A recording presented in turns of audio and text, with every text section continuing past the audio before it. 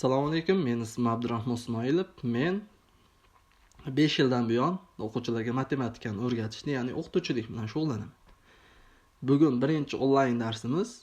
Online people darsi o'tishimizdan asosiy maqsad bu abituriyentlar majburiy fandi hech qanday pul sarflamasdan o'rgana oladimi degan savolga javob topish uchun boshladik. Demak, bugun birinchi mavzuyimiz, ya'ni birinchi onlayn darsimizning birinchi mavzusi bu sonlar ustida amallar. Biz bilamiz, matematikada 4 ta amal bor: qo'shish, ayirish, ko'paytirish hamda bo'lish. O'quvchilardan savol tushadi: "Domla, birinchi bo'lib qo'shish ishlanadimi yo ayirish ishlanadimi, ko'paytirish yoki bo'lishmi?" degan savolga men hech qaysisi birinchi ishlanmaydi degan javob beraman. Nima sababdan? Chunki matematikada birinchi o'rinda qavs ichi ishlanadi. Har qanday misol berilsin, har qanday natural son bo'ladimi, butun son bo'ladimi, ratsional, irratsional son bo'ladimi, qanday son bo'lishidan qat'iy nazar birinchi o'rinda qavs ichini bajaramiz va ikkinchi o'rinda ko'paytirish va bo'lish amallari bajariladi. Uchinchi o'rinda qo'shish hamda ayirish amallari bajariladi. Demak, biz matematikada o'rganayotganimiz birinchi o'rinda qavs ichi bajarilar ekan, ikkinchi o'rinda ko'paytirish hamda bo'lish amali bajarilar ekan, uchinchi o'rinda qo'shish hamda ayirish amallari bajarilar ekan. Endi amallarni har qanday sonlar ustida amalga oshirishimiz mumkin. Xoh u natural son bo'lsin, xoh u butun son bo'lsin, musbat son bo'lsin, manfiy son bo'lsin, ratsional son bo'lsin, u farqi yo'q. Kasr son bo'lsin, farqi yo'q. Hammasida hozir butun son degan tushunchani kiritdik. Butun son degani ta'rif beramiz butun songa. Butun son bu hech qanday kasr qismga ega bo'lmagan son butun son deyiladi. Butun sonlarga musbat sonlar, ya'ni natural sonlar 0 hamda manfiy sonlar barchasi kiradi. Musbat sonlar, manfiy sonlar hamda 0 dan iborat butun son. Bizga hozir kerakli bo'ladigani bizga natural son. Natural son degani nima degani? Natural son degani bu narsalarni sanashda ishlatiladigan sonlar natural sonlar deyiladi. Masalan, xonadagi stullar soni nechta deydigan bo'lsak, 1, 2, 3, 4 deb sanab ketamizmi? Demak, eng kichik natural son 1 ni berar ekan. Demak, eng kichik natural son 1 ga teng. Va xonada nechta stol bo'lishidan qat'iy nazar sanashda davom etamiz. Shu sababli natural sonlar nechta? Cheksiz, mavjud emas. Nechta stul bo'lsa ham sanab ketaveramiz.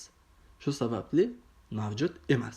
Endi natural sonlarni birin-ketin yozib olamiz. 1, 2, 3, 4, 5, 6, 7 boradi. 8 gacha yozib olaylik. 1 dan 8 gacha natural sonlarni yozib chiqdik. Endi natural sonlarni ham bo'laklarga ajratib olamiz. Keyingisi endi to'p va murakkab sonlar mavzusi. To'p va murakkab sonlar, to'p son bizga eng ko'p ishlatiladigani to'p sonlar. To'p son deb nimaga aytiladi?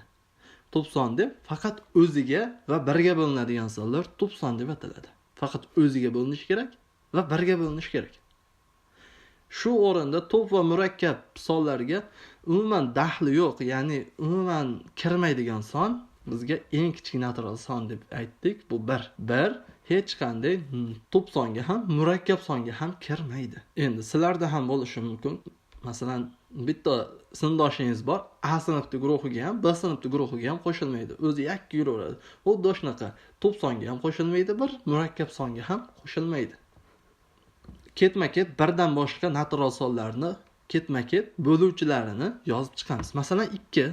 2 ni bo'luvchilari bu 2 1 ga bo'linadi, 2 ga bo'linadi. To'g'rimi? 1 ga bo'linadi, 2 1 ga bo'linadi va 2 2 ga bo'linadi, ya'ni o'ziga bo'linadi. Demak, 2 bu to'p son.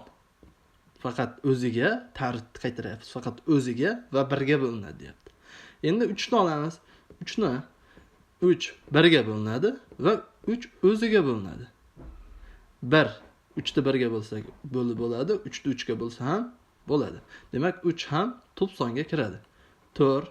Endi 4 ni oladigan bo'lsak, 4'ni böluvchilari 1, 2 va 4 bo'lgani sababli bu 1 ham, 2 ga ham, 4 ga ham bo'ldi. Ya'ni böluvchilari o'zidan yana boshqa 2 ga ham bo'linib qolgani sababli to'p son bo'la olmaydi. Ya'ni 4 to'p son bo'la olmaydi. Endi bu yog'ini o'zingiz tekshirib olishingiz mumkin keyingi natural sonlarda. Natural sonlardan so'ng daraja tushunchasini ko'rib chiqamiz. Daraja degani nima degani? Daraja degani biror sonni nechadir marotaba o'ziga ko'paytirish. Masalan, bizdan kerak bo'ladi qandaydir x sonni kvadrati, ya'ni ikkinchi darajasi. Sonning kvadrati degani qandaydir x ning kvadrati, ya'ni sonning kvadrati degani sonning o'zini o'ziga ko'paytirish. Sonning kvadrati sonni o'zini o'ziga ko'paytirish. Ya'ni bundan x ko'paytirib x kelib chiqadi. 3-darajasiga o'tadigan bo'lsak, sonning 3-darajasi, ya'ni kubi, sonning kubi deb nimaga aytiladi? Sonning o'zini o'ziga 3 marta ko'paytirish. 3 marta, ya'ni x ko'paytirib x ko'paytirib x. Ya'ni sonning o'zini o'ziga 3 marta ko'paytirish. Demak, bu yerda daraja nimani hal qilib berar ekan? Daraja shu asosidagi sonni o'ziga o'zini necha marta ko'paytirish kerakligini aniqlab beradi. Sizlar yozib olishlaring uchun 3 sekund vaqt beraman. Xohlasangiz videoni to'xtatib ham yozib olishingiz mumkin. Mana bo'lib qo'ydim. 1-chi, 2-chi, 3-chi holatlar. 3, 2, 1. Demak, buni o'chiramiz, yangi doska kerak bizga. Endi ko'paytirishni ko'rdik, endi bo'lishni ko'rib chiqamiz. Bo'lish bu ikki turga bo'lamiz: oddiy bo'lish va qoldiqli bo'lish. Qoldiqli bo'lishda endi qoldiqli bo'lishni alohida o'rganamiz va oddiy bo'lishni ichidan bitta bo'limni olamiz, ya'ni bo'lishda bo'linish belgilari. Bo'linish belgilari bu bo'lishda eng asosiylari deb sanaladi. Nimagaki bo'linish belgilarini bilmagan odam bo'lishda qiynaladi deb bemalol matematiklar aytaveradi. Hozir o'sha bo'linish belgilarini ko'rib chiqamiz.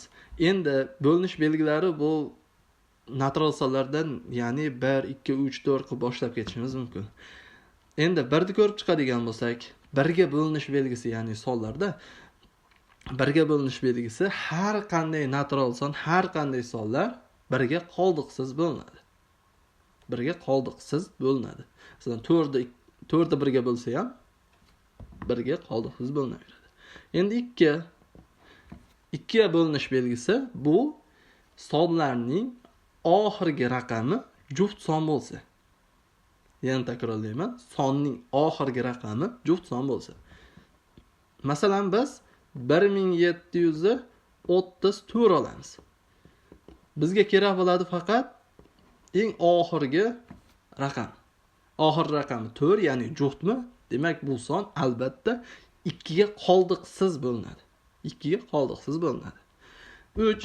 3ga bo'linish belgisi berilgan sonning raqamlar yig'indisi 3ga qoldiqsiz bo'linsa, bu son albatta 3ga qoldiqsiz bo'linadi.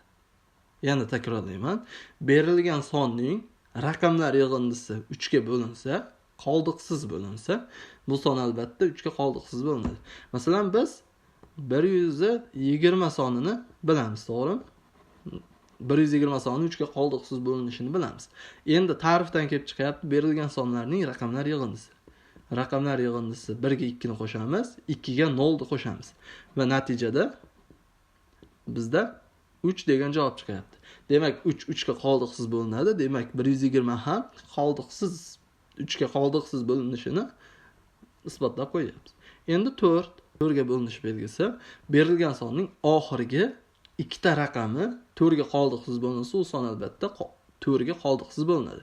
Masalan, 128.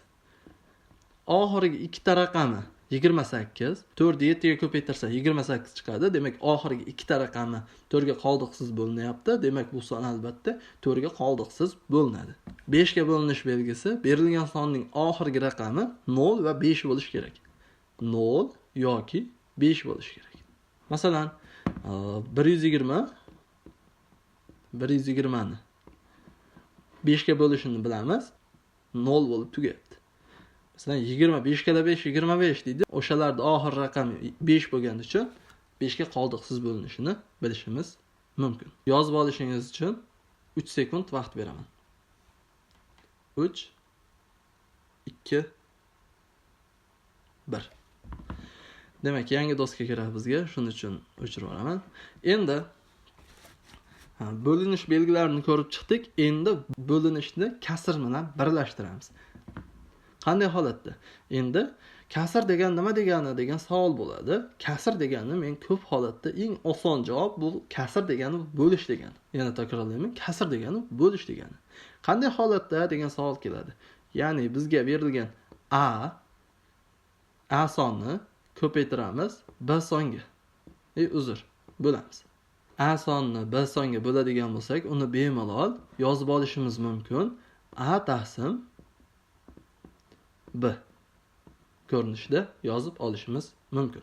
A taqsim b ko'rinishida. Ya'ni birinchi kelgan suratga chiqadi, ikkinchi kelgan mahrajga chiqadi. Ya'ni tepasidagi degani surat, pastdagi degani mahraj degani. Endi kasrni tushunib oldik. Endi kasr ta'rifini ko'rib chiqamiz. Ta'rifi, ya'ni kasr ta'rifi ixtiyoriy a taqsim b ko'rinishidagi ifodaga kasr deyiladi. Yana takrorlayman. Ixtiyoriy a taqsim b ko'rinishidagi ifodaga kasr deb ataladi. Kasrlarni ko'paytiramiz bir-biriga. Bizga berildi qandaydir a taqsim b ko'rinishidagi kasr ko'paytiramiz. Qandaydir s taqsim d ko'rinishidagi kasr teng. Bunda qanday ko'paytiramiz? Bunda suratga suratni, ya'ni a ga s ni ko'paytiramiz. Ko'paytirish. Mahrajda esa b ko'paytiramiz d. Ya'ni suratga suratni, mahrajga mahrajda ko'paytirib qo'yamiz. Endi bo'lish qanday bo'ladi degan savol bor. Bo'lishni ham hozir ko'rib chiqamiz. Bizga berildi qandaydir a taqsim b kasr bo'lamiz qandaydir s taqsim d kasr. Teng deymiz. Kasrda bo'lish yo'q, ko'paytirishga aylantirib olamiz. Ya'ni birinchi kasr o'zi turaveradi, ya'ni a taqsim b ko'rinishicha turaveradi. Endi ikkinchi kasrni, ya'ni bo'lishdan keyingi kasrni suratiga mahrajda, mahrajiga suratni yozib olamiz. Ya'ni mahraji suratga o'tadi, surati mahrajiga o'tadi. Ya'ni oson tushunish uchun oyog'ini osmondan qilib olamiz. Ya'ni ko'paytiramiz. Bu yerga d chiqadi. Mahrajda esa s bo'ladi. Endi teng. Endi ko'paytirishda ko'rganimizdek bir xil ko'paytiramiz. Ya'ni a ko'paytiramiz d, b ko'paytiramiz s. Shu holatda ko'rinaveradi. Endi ko'chirib olishingiz uchun 3 sekund vaqt beraman. 3 2 1. Mabodo ko'rinmay qolgan bo'lsa, meniga qaytada yozib qo'yaman.